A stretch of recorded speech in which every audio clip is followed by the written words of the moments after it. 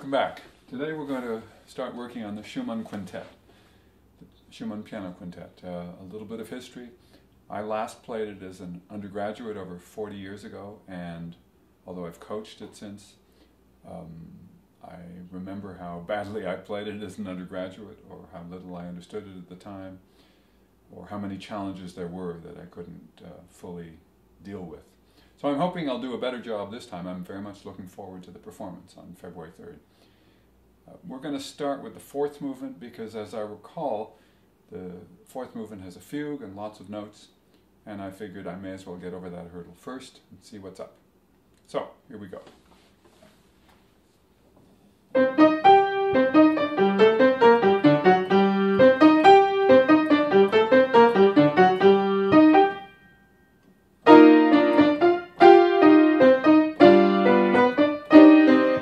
First thing I notice, it's not a great difficulty, but he puts in several voices there. In other words, the simplicity of the opening voice is replaced by dual voices that includes this appoggiatura, and I really need to make sure that I understand how to finger it and how to voice that line.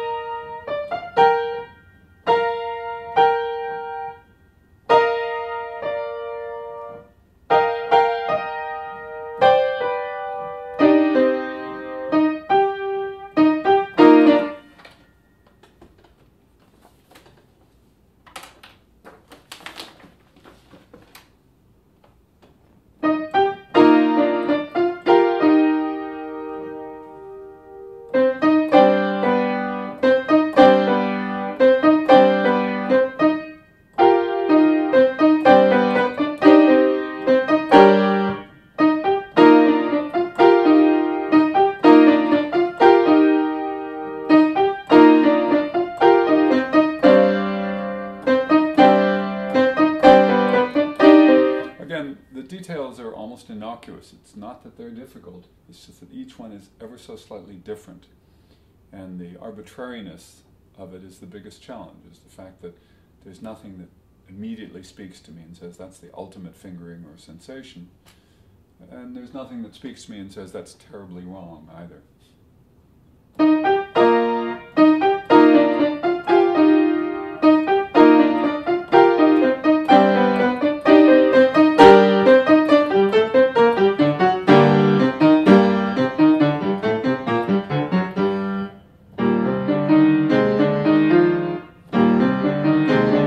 Recognition of patterns is an important part of learning quickly.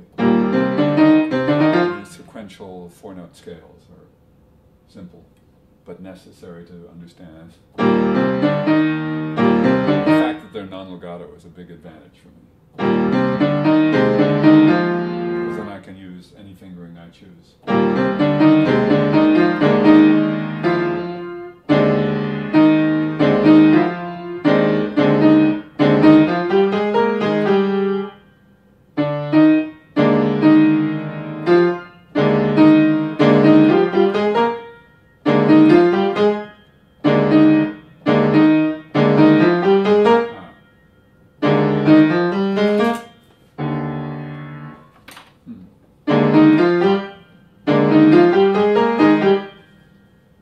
I will have to check. This is an international edition that I often don't work from. There are pedal markings that I assume are authentic, but may not be, so I will have to double check. So, it's the first pedal marking in this movement, which leads me to believe that this half note can be held by my foot rather than having to go from thumb to thumb. The advantage there is I can simply play into an E-flat major scale fingering by turning over my third finger to E-flat.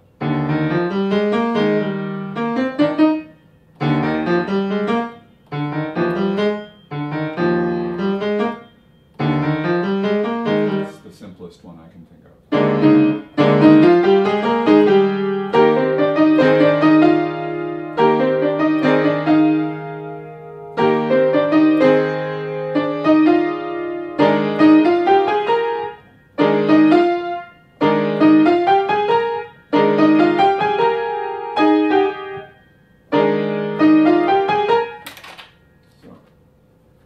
We'll do that twice.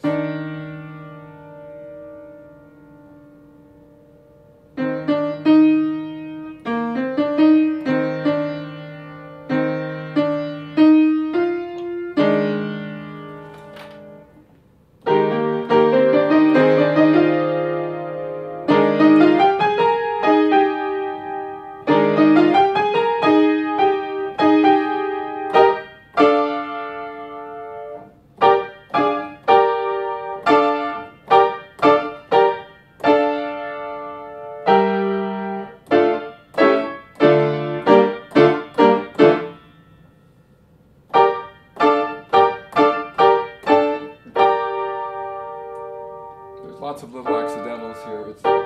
Once I recognize that it's a D minor chord, I don't really need to then read it all.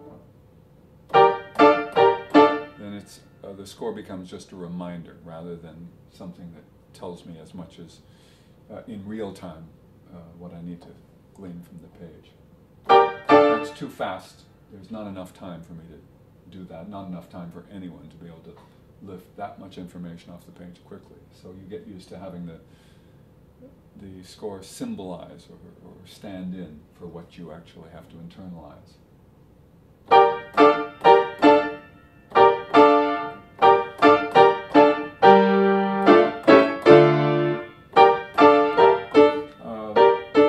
Schumann also sometimes has 3-note chords, sometimes 2-note chords. Sometimes 4-note chords. So, a 2-note chord. A 2-note chord, and a 3-note chord.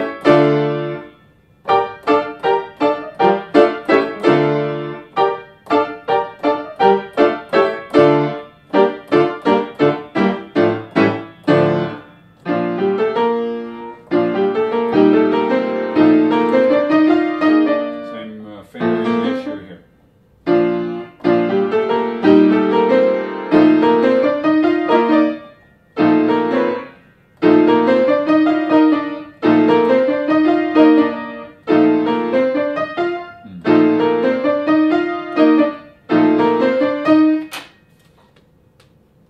Second finger on top in the left hand here.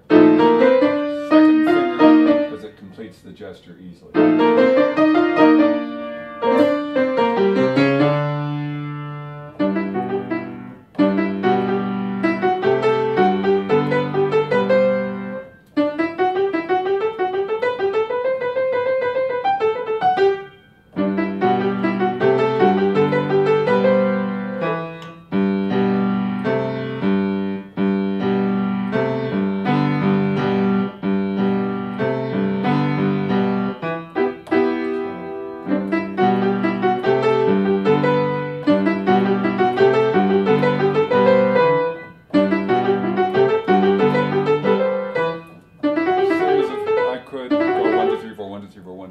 A slight adjustment to go 2-1 on F sharp G is just a little more comfortable.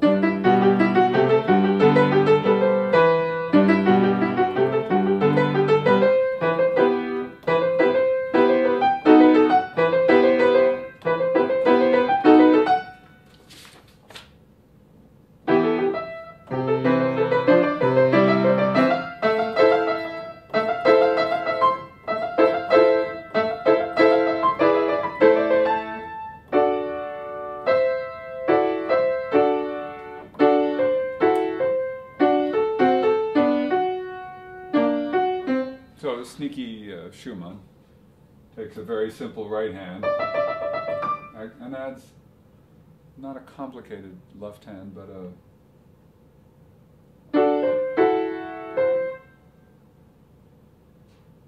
slightly unintuitive left hand. Let me put it this way.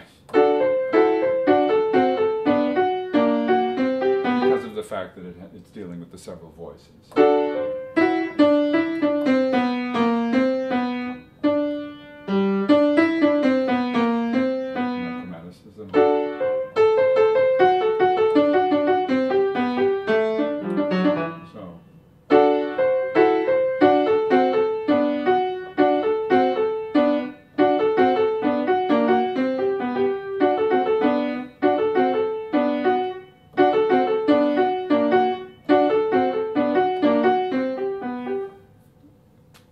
fact is, composers very often, even the most pianistic ones, and I don't include Schumann among that group, don't write for the convenience of the pianist playing.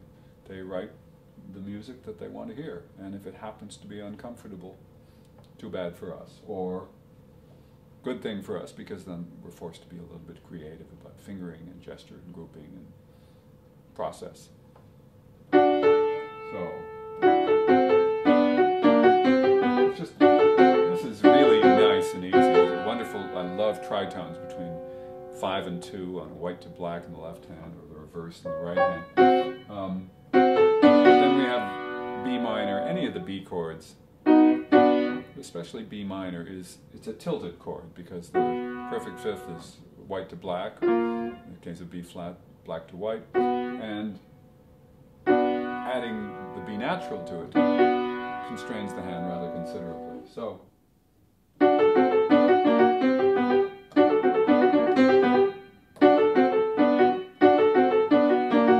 I guess if I had an ultimate choice for that chord, I don't know that I have an ultimate fingering. Every one of them is a little bit off. So maybe I'll do 5-3. So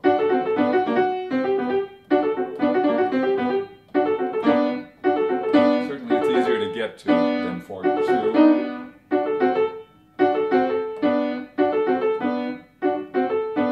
I could do 5-4.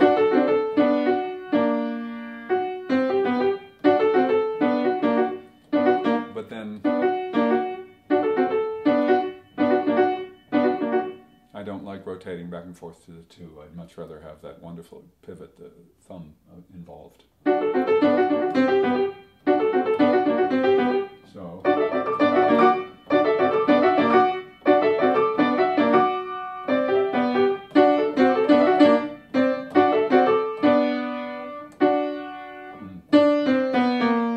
it's going to be doubling with the with the viola, yes.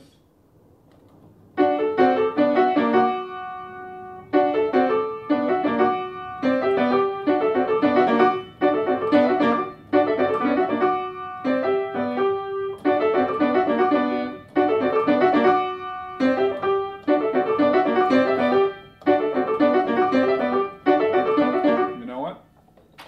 After noodling around for a while, I decide that 2 and 4 gives me more control. I have plenty of time to place my hand there, and in noodling away with my right hand added, I'm trying to voice that lowest voice, the one that I double with the viola.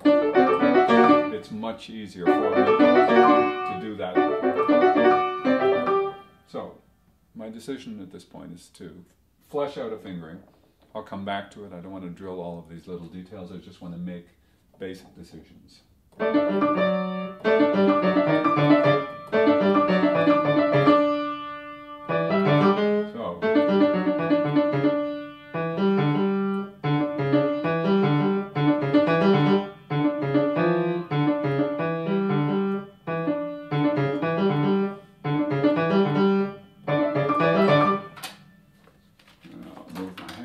third finger, and then it starts again.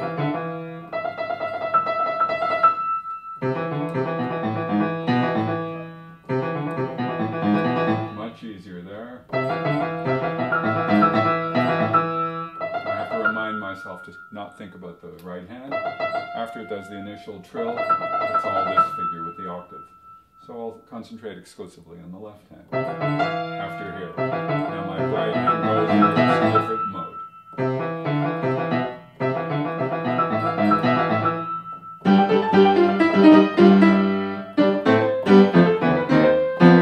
So he's already getting contrapuntal.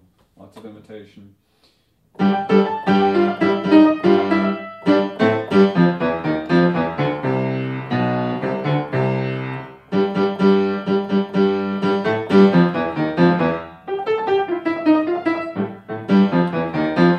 Show the imitation just so my ear gets used to it and my mind gets used to it.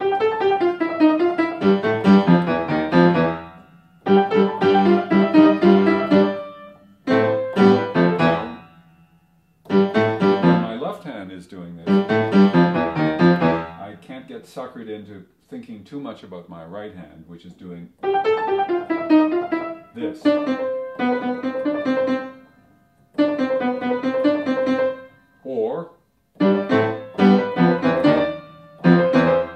Or think about my right hand and not think about my left hand. It doesn't really matter which is the lead voice. It matters which hand requires the more attention at any given time, and that can change. So what's happening is the right hand is changed, the left hand is changing direction, the right hand is playing a scale. So the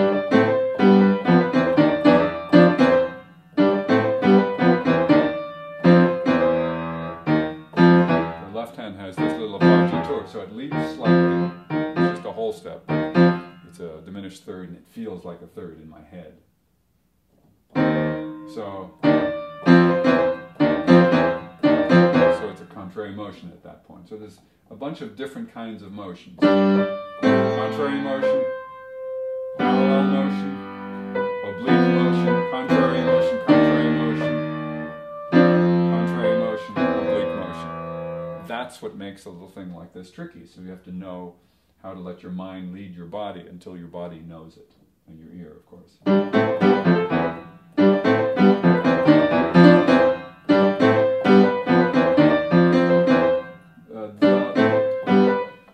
Biggest moments for me in terms of my attention are when the right hand repeats its D, its B, and starts. So it's coming down a scale, three-note scale, then it's going up a three-note scale. And it turns back at the end. Down and up, and then the left hand takes leadership.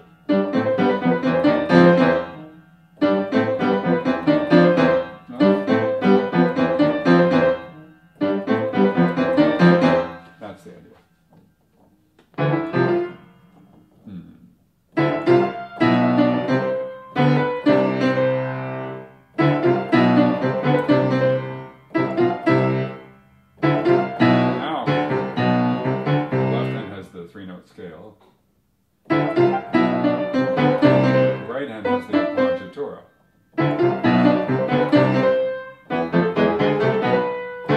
Left hand has the appoggiatura.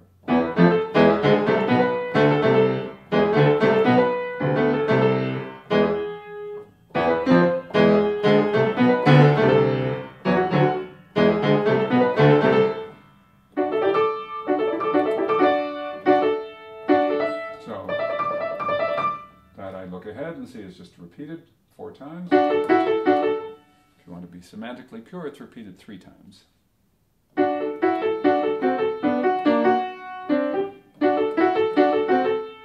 decided I like 2/4. Doesn't hurt to remind myself visually. Nothing quite as strong as a graphical aid that draws your eye immediately and your mind to the decision you made previously.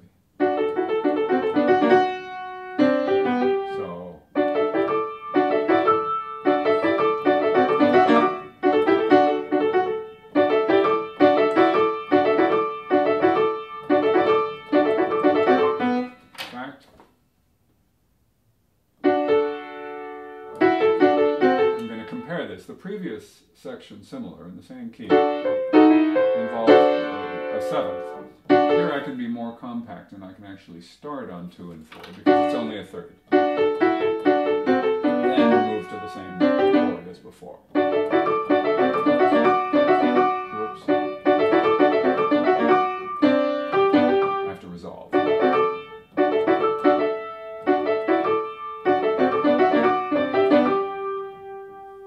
Back to 7 chords. So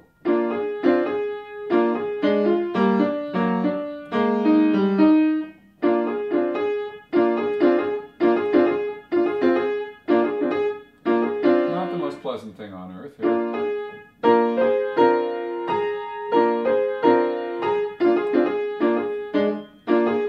Because playing with this weird distribution, 4-3-2, with space between 3 and 2. It's just not something your hand would normally want to do. It's all white notes. So I go out of my way to let my arm draw my hand back out to the edge of the keys. It makes it much easier to grab them than pushing down in an awkward position. With the fingers extended, they can accommodate the weird stretching without feeling that they're working too hard.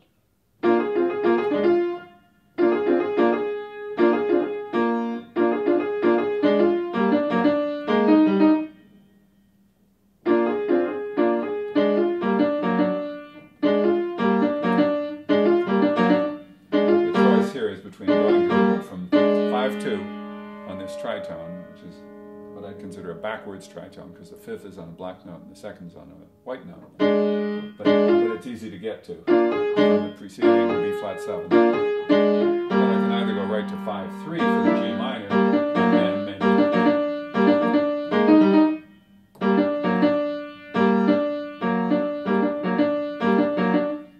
Then I have to find a way of getting here. So let's see.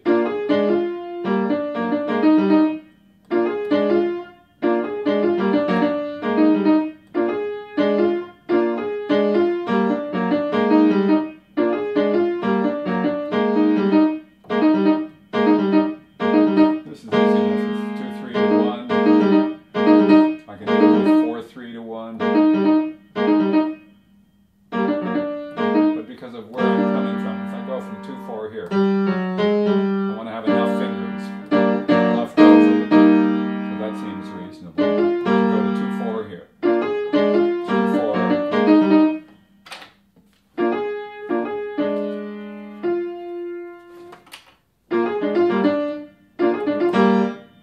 That involves more motion than 5-3, which is right there. But if I do 5-3, then I don't have any of the advantage of this easy wiggle here. So I choose to make the point of significant determination here, going to a fingering that wouldn't immediately fall under my hand. But now that I do that, the other things do. As I've mentioned before, fingering is very much about compromise, about finding the overall least resistant solution, or the overall simplest ones. A sort of self-diplomacy of a sort.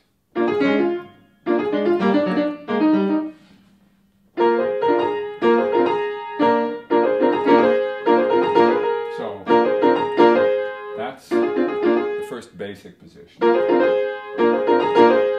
Now we change. Of course, I've got to think about my right hand as little as possible.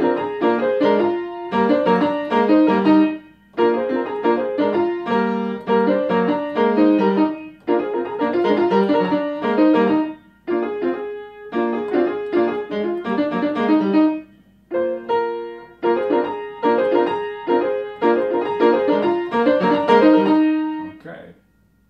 Again, it's not perfect, but that's not the point right now. I want to know that it will work if I drill that.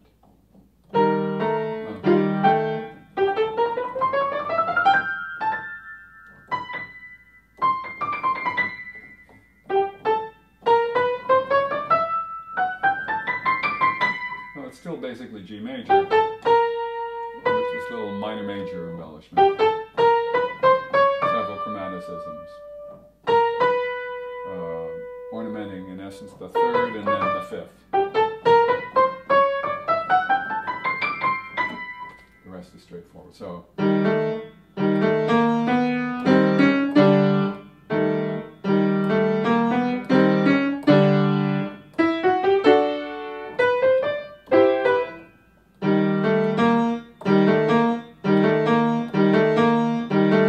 my hand, it's easiest. I have to hold on to the E flat G, and then move onwards. I'll start with 4 and 5. That gives me plenty of fingers to get to the black note B flat, and then move on. So, and a nice thing about where your eyes are is when you're doubling, it doesn't matter which hand you look at. Each hand reminds you of what the other hand is doing.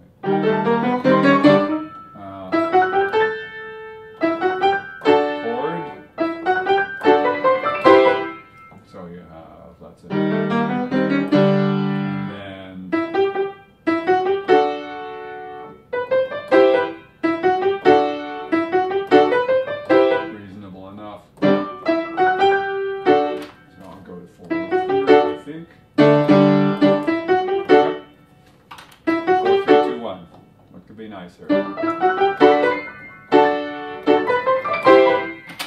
5 to 3 because I have 3 notes of scale left.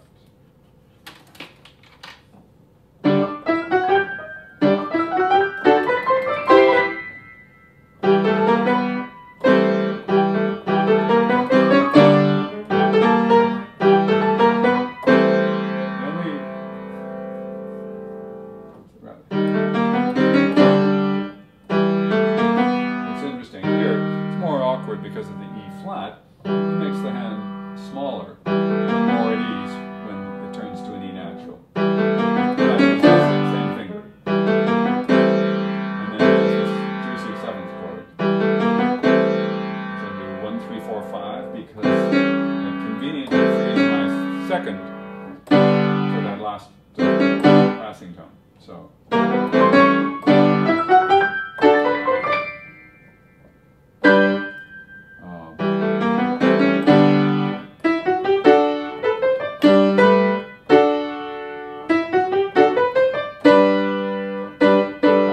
I can reach the 10th, so I just have to choose. Am I going to go 1, 3, 5 or 1, 2, 5? Because of the relative speed, I'm going to go 3 because it's there. I don't have time to go down to 2. I haven't decided which would be more comfortable, but the 3rd is definitely there much earlier.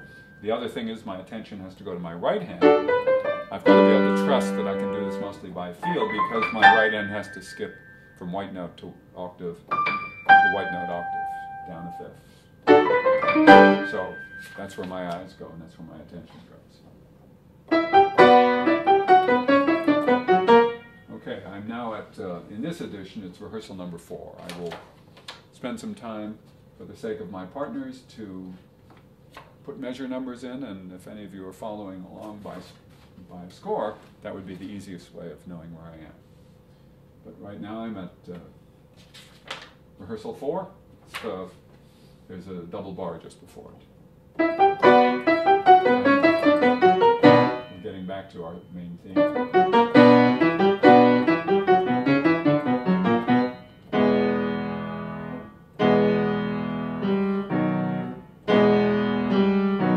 No big decision necessary. In terms of sheer comfort, if I'm playing E major and changing into E minor, I can go 3, 2, and then he wants B major at the end. So, or I might just do that. I might put 4th finger on G sharp, which some hands wouldn't like, but it makes it that much easier for me to get. A different finger for every one of those notes. So that's what I'm going to do.